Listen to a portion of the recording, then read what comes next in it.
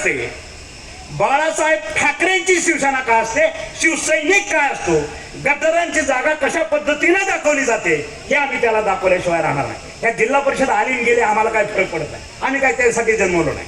सत्तेसाठी तरी शिवसेना जन्मलेलीच नाही, विशेष नाही. कारण आमचं ब्रीदवाक्यच आहे 80% समाजकारण आणि 20% राजकारण. 80% आम्ही कुठं कमी पडलो. अतिवृष्टी झाली आम्ही मदत केली, पाऊस पडला वस्त्यावर जाता येत नाही स्वखर्चाने रस्ते केले. मला दाखवा समोरच्याचा, एका माणसानं समोरचा जो नेता आहे त्यानं एक पाटी मोडून त्या वस्तीवर टाकला, एक दाखवा, मी आता राजीनामा देतो, हाय माझी तयारी. मग हे उष्णावसा आणि अशा लोकांच्या बरोबर तुम्ही जायचा हा विचार आणि फंद फितुरी हे कशासाठी?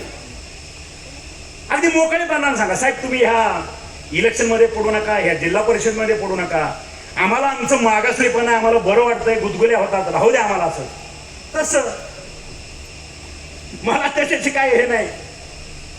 कारण इथं नाही तिथं 80% समाजकारण जे करायचं आहे ते धाराशिव मध्ये करेन, जालन्यात करेन, सोलापूरला करेन, भंडाऱ्याला करेन, गडचिरोलीला करेन, पुण्यात कुठेतरी करेनच ना.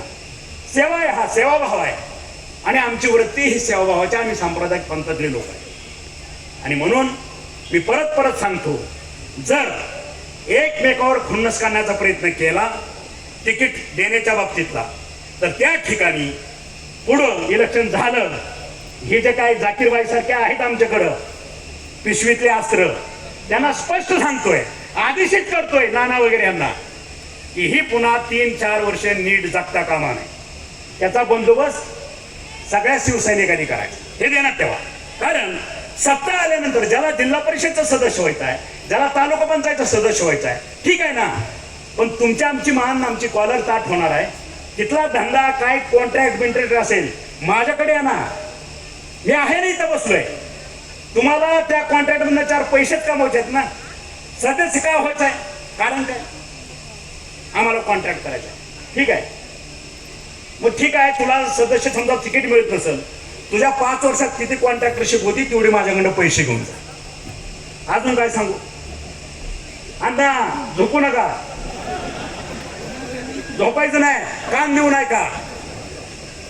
ज्याला वाटतंय ना की मला सदस्य व्हायचं आहे, की बोलत नाही, मला सेवा करायची, अरे तुझी सेवा मला कळत नाही का, सगळं माहित आहे.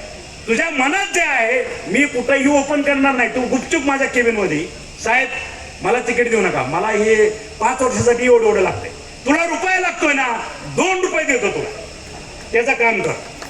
गद्दारी करायची नाही, पण जर गद्दारी केली तर मात्र त्याला ठेचल्याशिवाय आम्ही स्वस्त बसणार नाही, हे लक्षात घ्या. आणि ते इथेच नाही, एका जिल्ह्यावर सांगतो.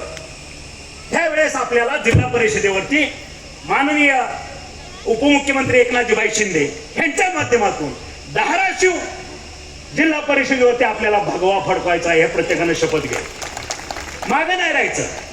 तुम्ही बघितलं ह्या नगर परिषदे सुद्धा एबीपी माझा, उघडा डोळे बघा नीट.